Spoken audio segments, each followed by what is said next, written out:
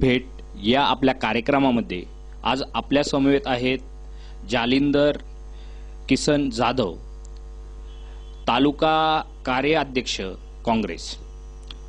यांनी गेली अनेक वर्ष आंबेगाव तालुक्यामध्ये राजकीय कार्य केलेलं आहे, त्याचबरोबर सामाजिक कार्याचा वसाही त्यांच्याकडे आहे। तर आपण आज ग्रेट भेटमध्ये या ग्रेट माणसाची ओळख करून घेणार आहोत।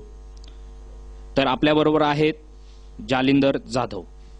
नमस्कार, मी जालिंदर जाधव। मी गेले 2005 पासून काँग्रेस आयमध्ये NSYचा तालुका अध्यक्ष म्हणून काम केले आहे। NSYचा तालुका अध्यक्ष असताना मी आंबेगाव तालुक्यामध्ये अण्णासाहेब आवटे महाविद्यालयामध्ये युवा निवडणूक पहिल्यांदा लढवली आणि त्या युवा निवडणुकीमध्ये पहिल्यांदा काँग्रेस पक्षाला एक युवा मिळवून दिला।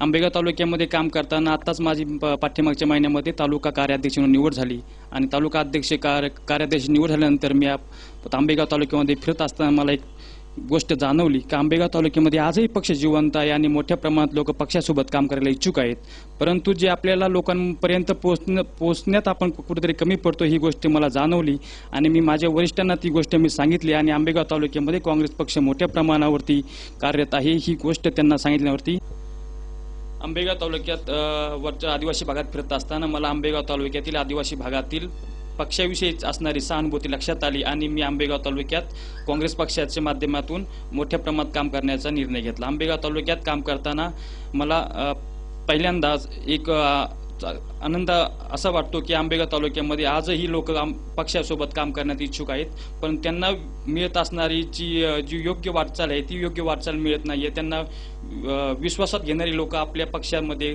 त्यांना विश्वासात घेत नाहीत, म्हणून आपल्या तालुक्यामध्ये साधारणतः तालुक्यात काँग्रेस बरोबर लोक काम करायला झिकझिक करतात। एनी टाइम या वृत्तवाहिनीला माझ्याकडून हार्दिक शुभेच्छा व हा चॅनल उत्तरोत्तर प्रगती करो।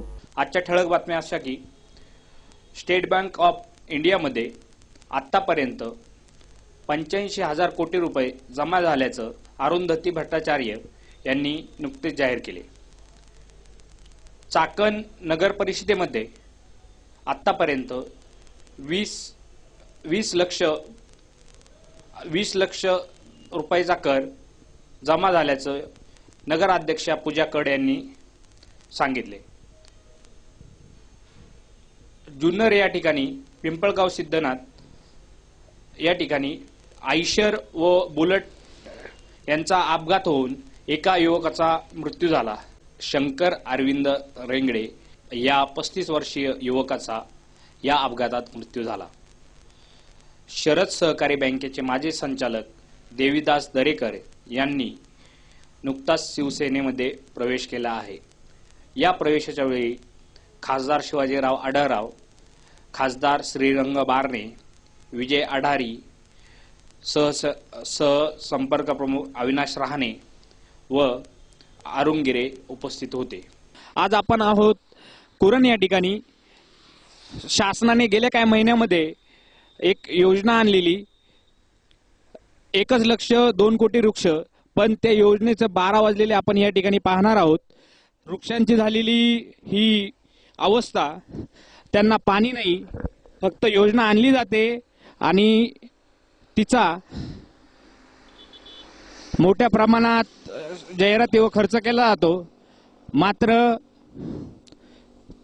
त्या वृक्षांच्या पुढे काय झालं हे कोणीही विचारात घेतलं जात नाही।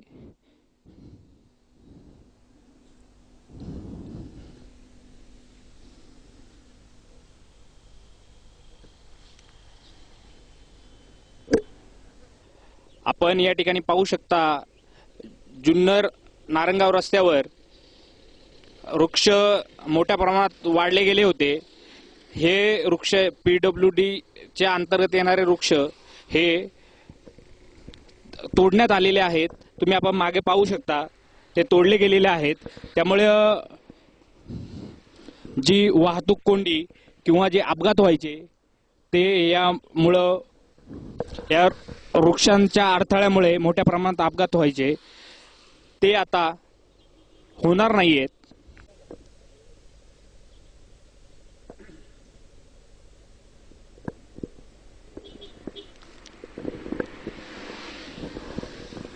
मी ऋतुराज नलावडे, एनी टाइम न्यूजमध्ये कॅमेरामन मंगेश काशीदसह जुन्नर.